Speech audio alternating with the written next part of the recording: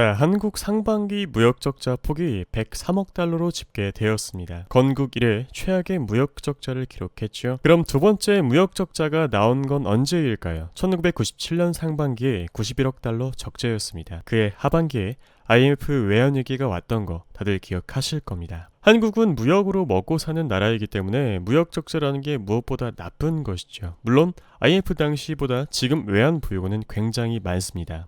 그러나 그럼에도 지금의 이 적자가 너무나 나쁜 현상인 이유 정말 여러 가지가 있습니다. 일단 첫 번째로 97년 당시 환율은 880원 정도였습니다. 즉 원화가 비쌀 때 수출을 잘 못했더라면 어느 정도 이해가 가는 건데요. 근데 지금은 환율 1300원 수준이죠. 우리 돈이 싼데도 불구하고 사상 최대의 적자가 나고 있습니다. 이건 매우 심각한 현상입니다. 둘째, 한국 외환당국이 자꾸 환율 시장에 개입하고 있습니다. 즉, 재정당국이 외환보유고를 계속 헐고 있는 상황인데요. 21년 11월을 기점으로 외환보유고가 계속 줄어들고 있습니다. 당국이 자꾸 이렇게 하면서 1300원 선을 무리해서 환율 방어선으로 설정하고 지키려고 한다면 외국 헤지펀드들이 원화를 노리고 작업을 쳐서 굉장히 위험해질 수도 있습니다. 당국이 이렇게 자꾸 개입해서 환율을 잡으려고 한다면 위험해질 수도 있습니다. 세 번째 문제점, 유가와 원자재 가격인데요. IMF 때는 원자재 가격과 유가가 매우 안정되고 낮았었습니다. 그게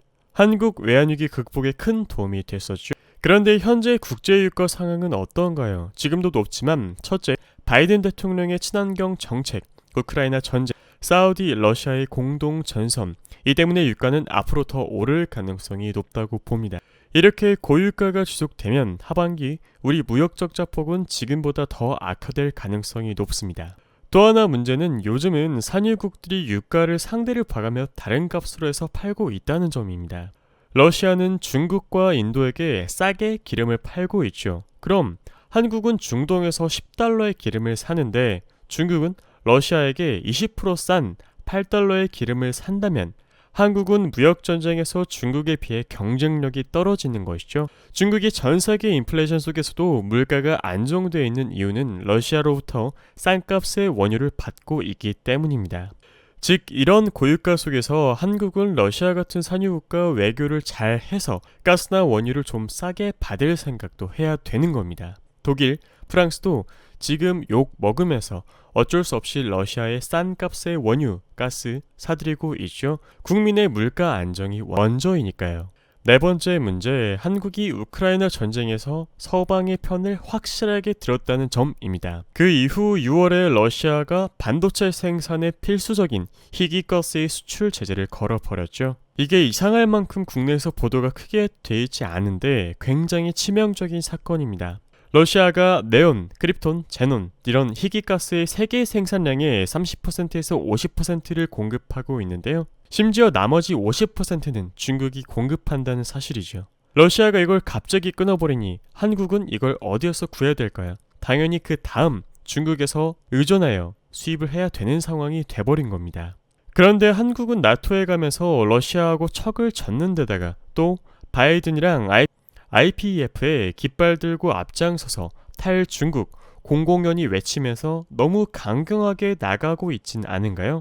물론 탈중국 필요하죠. 그렇지만 외치면서까지 할 필요는 없다라는 겁니다. 뒤에서 탈중국해도 상관없잖아요. 이런 상황이 되니 중국이 어떻게 했을까요? 네온가스에서 한국 수출 단가를 무려 50배를 올려버렸습니다. 크립톤, 제논 같은 희귀가스도 지금 몇 배를 올리고 있습니다.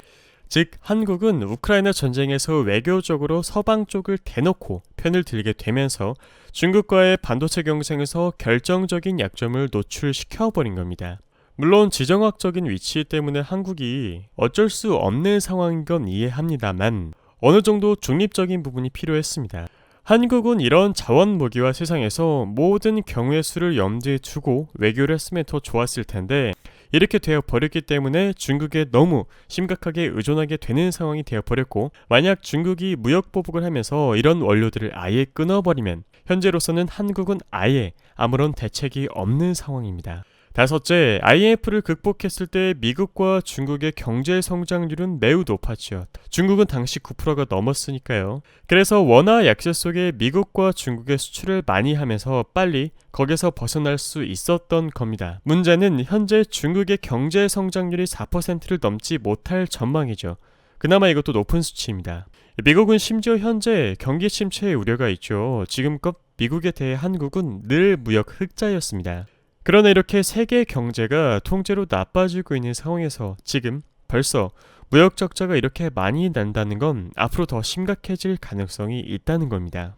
여섯째, 전 세계 경제가 이렇게 어렵다. 그러므로 많은 나라들이 다들 이를 악물고 어떻게든 살아남기 위해 그야말로 발버둥을 치고 있는 상황입니다. 그런데 한국은 살아남기 위해 무엇을 하고 있나요? 지금 경제 위기 속에서 살아남기 위해 어떤 청사진을 보이고 있고 어떤 노력을 하고 있나요? 사실 피부로 느낄 만큼 어떤 노력을 하고 있다는 것을 느끼지 못하고 있는 상황입니다. 일곱째, 믿을 수 없는 일이 일어났는데 대중국 무역수지 적자가 발생했습니다. 이번에 우리나라가 처음으로 중국에 대해 무역수지 적자가 난 건데요. 월 단위로 말이죠. 이걸 단순히 상하이 봉쇄 때문이라고 좋게만 해석하려는 사람들이 많이 있는데 굉장히 아니한 해석입니다. 이게 무역 기조, 흐름의 완전한 변화라면 우린 어떻게 해야 될까요? 정말 진퇴양난이죠. 월 단위 대중국 수출액을 보면 다른 나라에 대한 수출액과 비교할 때 눈에 띄게 지금 급격히 줄어들고 있습니다. 우리 정부가 잇따라 탈중국을 선언하고 있는데 이런 한국에 대해 중국이 보이지 않게 살살 무역 장벽을 만들고 있는 상황일 수도 있습니다. 즉 사실상 이미 무역 보복 단계에 들어서 있는 듯 합니다. 물론 장기적으로 중국에 너무 의존적인 한국의 경제를 그대로 놔두는 것은 좋지 않겠죠. 인정합니다. 그러나 이걸 입으로 먼저 탈중국을 외치고 나서 그 다음에 다른 액션을 취하려고 하는 게 과연 순서가 맞을까요? 저는 건토중래 도강양해가 필요하다고 생각합니다. 먼저 방책을 다 확립시켜 놓고 힘을 길러서 다시 오거나 를 감추고 금음달에서 실력을 키우는 등 빠질 구멍을 다 만들어 놓고 이야기했으면 되지 않았을까요? 앞뒤가 조금 바뀐 것 같습니다. 한국 무역에서 대중국 수출액은 중국 플러스 홍콩 하면 전체 수출액의 3분의 1 정도입니다. 엄청나게 과도하게 의존하는 것이죠. 중국 수출이 막히면 나라가 정말 망할 수도 있다라고 봐도 과언이 아닙니다. 여덟째, 더 놀라운 일. 중국이 한국에 수출한 액수가 지속적으로 늘어나고 있습니다. 근데 그중 가장 급격히 늘어난 품목이 반도체라는 점. 즉 지금까지는 한국이 중국에 반도체를 팔아서 이득을 보는 나라였는데 최근부터는 중국이 한국에 반도체를 팔아서 이윤을 먹고 있다는 뜻입니다. 이는 굉장히 위험한 현상입니다. 우리나라가 예전에 일본을 반도체에서 역전시킨 때 어떻게 했나요? 저렴한 반도체부터 받아서 생산했습니다. 그렇게 차근차근 실력을 쌓아놓고 높여가다가 체질을 갖추고 어느 정도 시점이 되어 갑자기 판을 뒤바꿔서 일본을 역전해버린 역사가 있습니다. 그런데 중국이 바로 옛날 한국이 했던 패턴 그대로 따라하고 있습니다. 미국 블룸버그 통신이 최근 1년 동안 가장 빠르게 성장한 반도체 기업 20개를 추렸는데 그중 중국 기업의 수가 몇 개였을까요? 19개였습니다. 단 하나만 빼고 전부 중국 반도체 회사들이었다는 것이죠. 게다가 현재 시스템 반도체, 파운드리 쪽에 중국 회사들의 시장 점유율이 10%를 넘어섰습니다. 산업에서는 10%를 넘는 게 어렵지 그게 넘으면 시장 점유율 50%까지 가는 건 시간 문제라고 말합니다. 선발주자가 후발주자를 넘어서는 사건은 늘 불황기 때 일어납니다. 한국이 일본을 반도체에서 넘어선 것도 반도체 불황 때였지요. 그렇다면 중국이 한국을 역전하는 것은 언제일까요? 무역에서 순위는 일단 이런 식으로 역전을 당해 뒤집히고 나면 다시 뒤집기는 굉장히 어렵다고 합니다. 지금은 전 세계 모두의 경제 위기 시기죠. 다른 나라들 전부 이것을 벗어내려고 정부 당국과 국민들 모두 정신 바짝 차리고 총력전을 벌이고 있는 시기입니다.